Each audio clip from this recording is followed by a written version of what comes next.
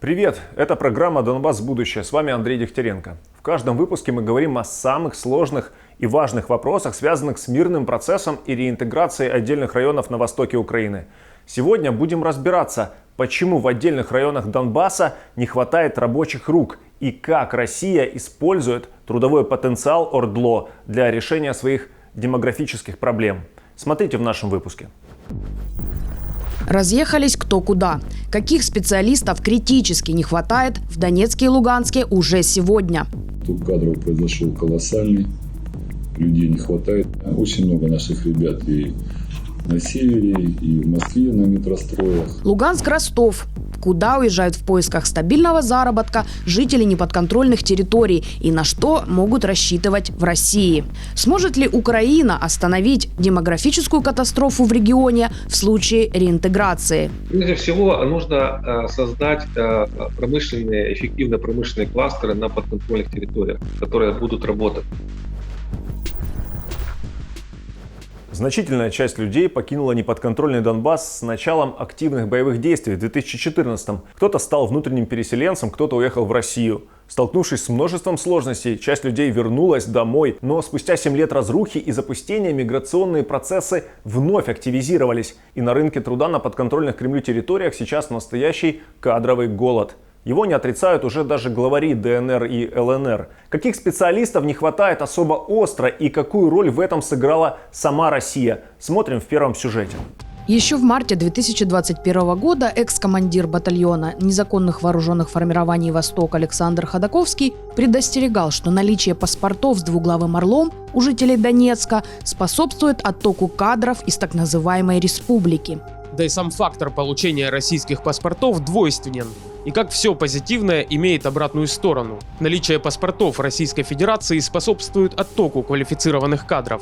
Теперь отток кадров различных профессий из отдельных районов Луганской и Донецкой областей приобретает черты устойчивой тенденции с очевидными последствиями, которые уже не скрывают даже самопровозглашенные власти.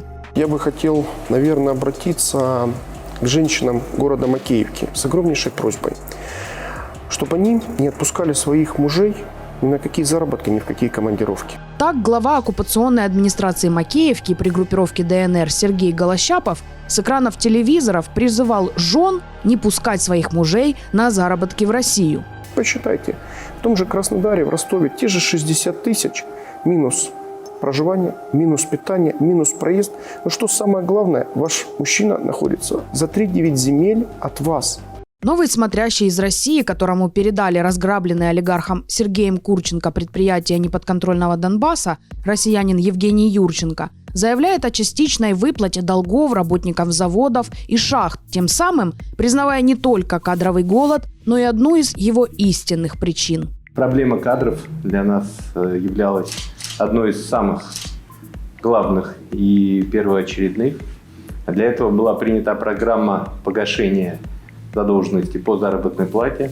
Первыми ласточками массовой трудовой миграции были шахтеры. О том, что в Донецке осталось лишь несколько работающих шахт и работники массово уезжают в Россию, так называемый председатель Донецкого профсоюза работников углепрома Геннадий Ковальчук рассказывал местному телеграм-каналу. Тут кадров произошел колоссальный, людей не хватает.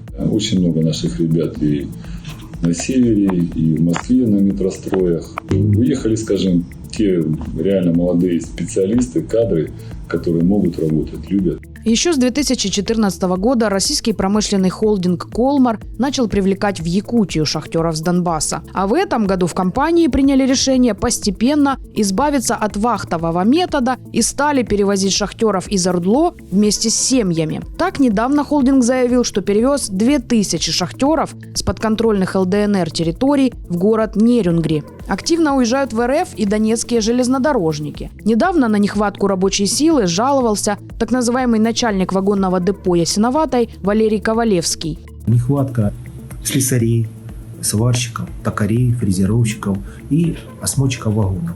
Вот такие ключевые профессии. Уезжают много в Россию. По 40-50 тысяч получают. И вот паспорта получили и уезжают. А новая волна коронавируса, которая накрыла ОРДЛО, вскрыла острую нехватку врачей. Врачей в отделении хватает, а вот медсестер нет. У них колоссальная нагрузка, работают на износ. Эту проблему признал и главарь группировки ДНР Денис Пушилин. В отдаленных районах дефицит врачей достигает 50% от общего процента штатных единиц. Это достаточно большая цифра, чтобы практически бить тревогу. Нехватку мы особенно ощутили в период борьбы с коронавирусной инфекцией. В обеспеченности средним и младшим медицинским персоналом ситуация не лучше. Но Пушилин говорил об этом и ранее, задолго до пандемии, с 2018 года. А ситуация лучше не становится, только деградирует. Дефицит квалифицированных медиков на подконтрольной ДНР территории составляет более 6 тысяч, а средних медработников свыше 7,5 тысяч. Об этом в интервью «Комсомольской правде» заявила советница Пушилина Ольга Долгошапка.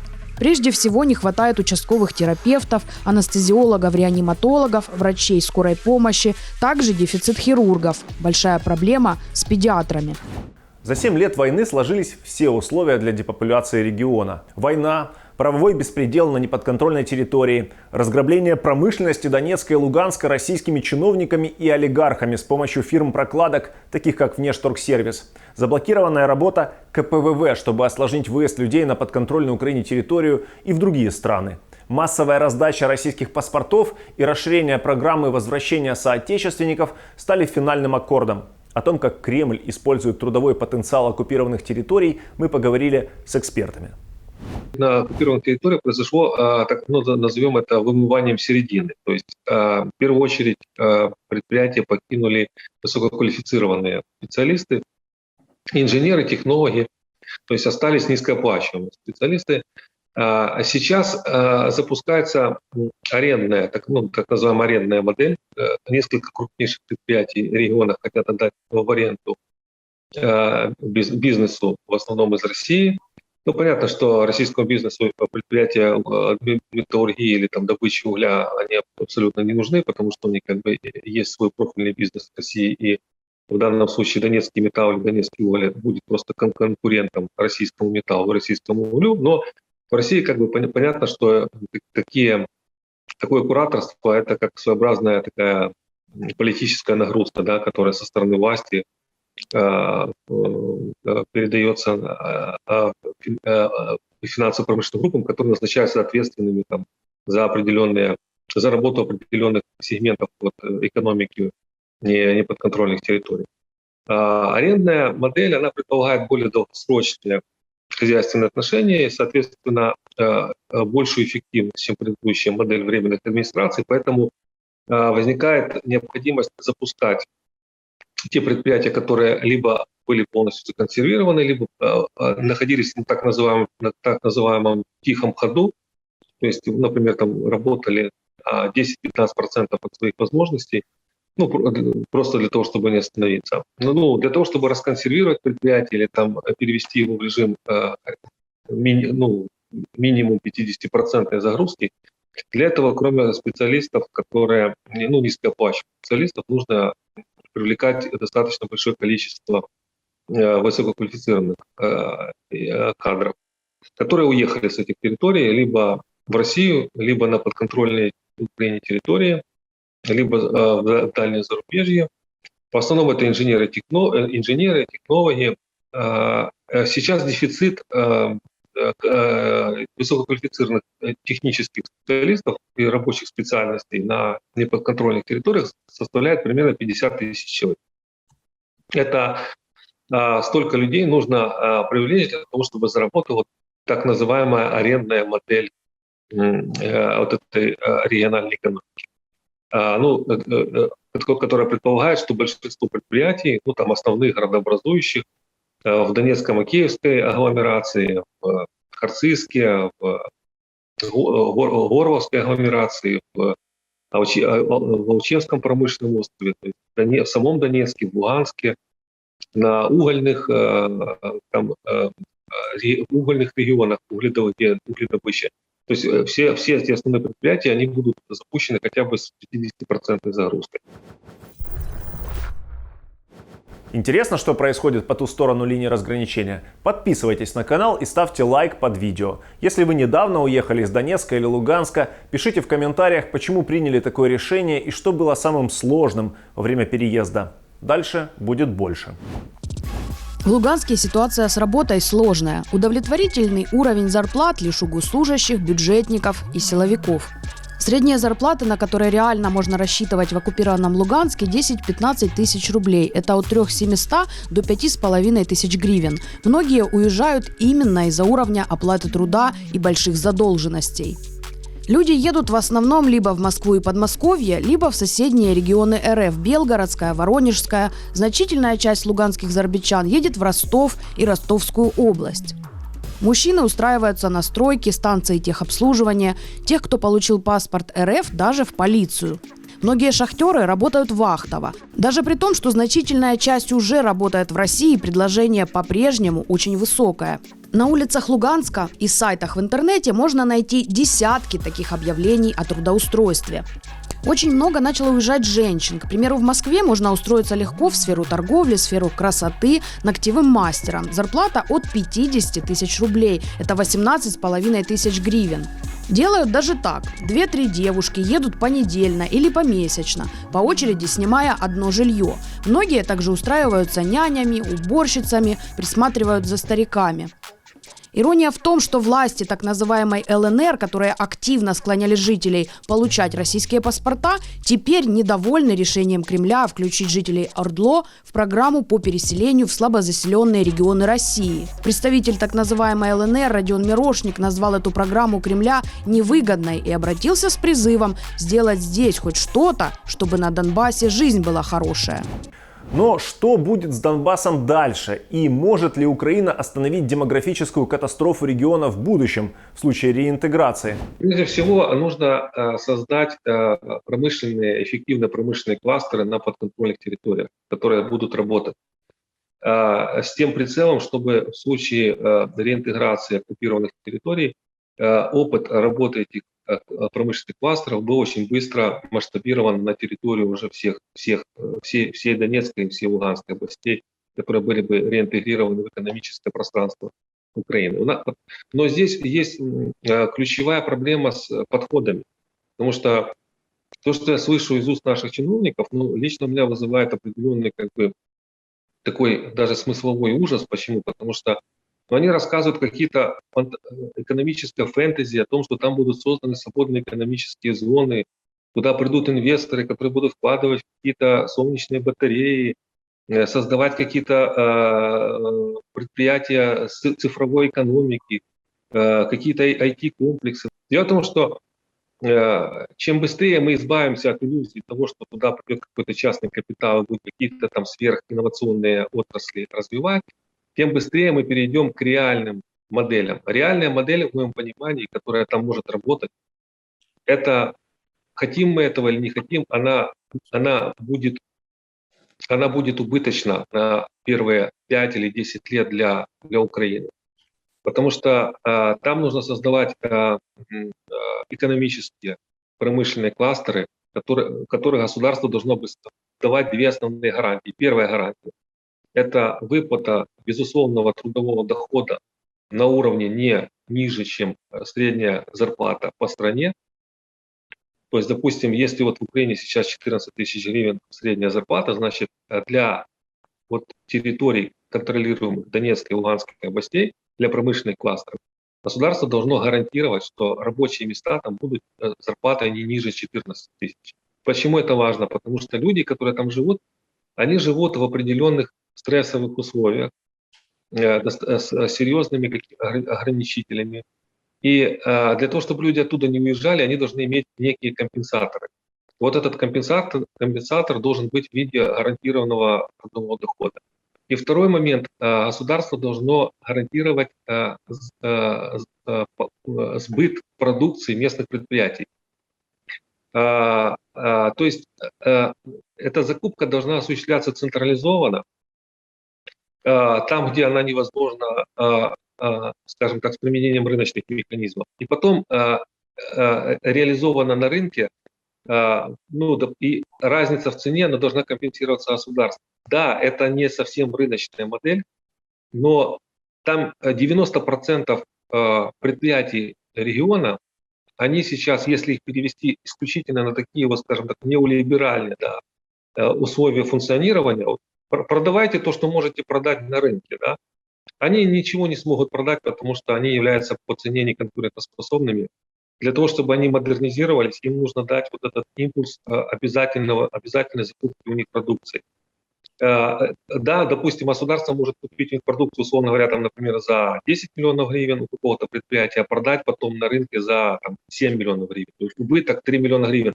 Но государство должно сознательно идти на формирование этих убытков хотя бы в ближайшие 5 лет для того, чтобы местные промышленные предприятия начали работать.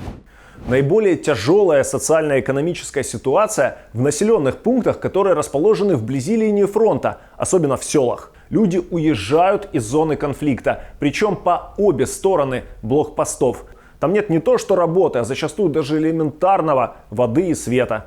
Активной поддержкой людей, которые там живут, занимаются гуманитарные организации. Пенсионерам помогают с ремонтом, привозят гуманитарную помощь, раздают гранты на микробизнес семьям фермеров, запускают социальный транспорт, как, например, в Луганской области.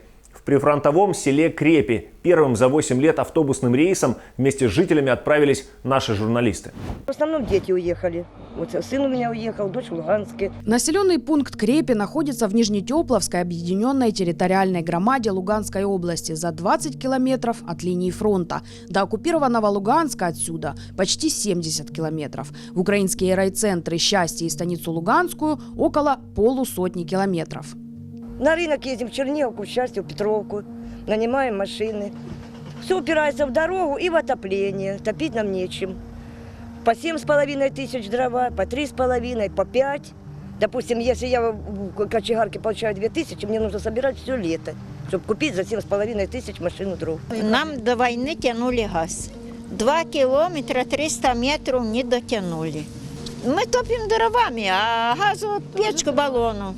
Самая большая проблема жителей – дорога. 15 километров до трассы – одни сплошные ямы. Последний рейсовый автобус здесь видели в 2014-м. Перевозчик был родом из Луганска, поэтому после оккупации областного центра возить жителей стало некому. Больше никто на рейсы из-за убитого асфальтного полотна выходить не согласился. А частный транспорт нанимать очень дорого.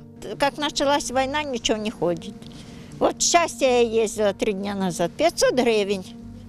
Частник берете в аптеку за лекарством. Потому что дороги плохие. Да, дороги плохие. Медпункта у нас, считайте, что нема, он хоть работает, у него нету никакого. Ни лекарства, ни таблетки, ничего. Ничего не. Вот. Далеко, до города далеко 60 километров. Набираюсь, донимаю машину и еду. 800-900 рублей в Счастье. И 1000 станица 1200. На помощь местному населению пришла гуманитарная миссия «Пролеска». Они запустили социальный рейс. Теперь бесплатно на автобусе жители этого населенного пункта и еще 3 близлежащих смогут добираться раз в неделю в райцентр, Счастье или станицу Луганскую. Отправляемся в поездку вместе с первыми пассажирами. Нужда на 100% в этом автобусе, потому что все пожилого возраста в селе, потому что всем нужна больница, удостоверение нужно забрать пенсионное. И так, может, что-то с продуктиков куплю, родственников проведаю. Уже не видела, лет 5, сестру не видела. У меня есть дома машина, но заправить ее нету пенсии, нету зарплаты, нету никакого больше прибыли никакой. У меня нету средств заправить машину. А вот эта маршрутка, я могу проехать в станицу. Мне уже 3 года надо туда проехать, а я никак не могла. В автобусе 27 посадочных мест. Чтобы все было честно, их количество разделили между 4 населенными пунктами, через которые будет следовать автобус. В каждом назначили ответственного диспетчера. Наше село 6, а самое большое имеет 7 мест.